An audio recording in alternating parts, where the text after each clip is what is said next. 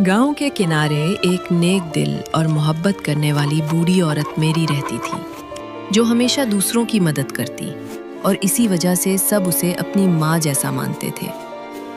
एक दिन लकड़ियां जमा करने के लिए वो जंगल गई, तो जमीन में दबे एक पुराने बर्तन पर उसका पांव पड़ा।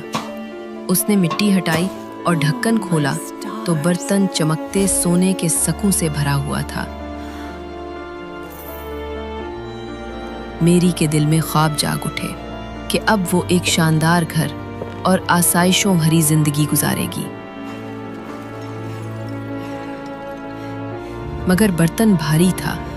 उसने लकड़ियों के तख्ते जोड़कर एक गाड़ी बनाई और उसे खींचना शुरू किया।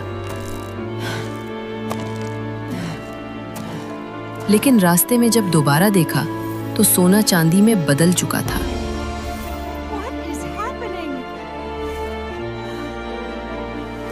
उसने दिल को तसल्ली दी,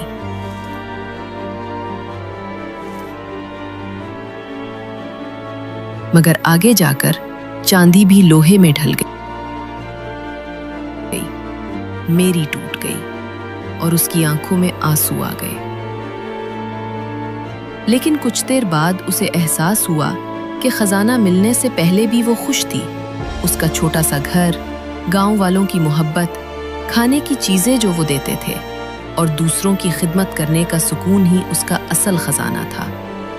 उसने बर्तन वहीं छोड़ दिया और वापस आकर अपनी पुरानी कुर्सी पर आग के पास बैठी। दिल ही दिल में मुस्कुराई और कहा, असल दौलत सोना या चांदी नहीं, बल्कि कनात और दूसरों की मोहब्बत है। जो दिल शुक्रगुजार है वही सबसे बड़ा अमीर है।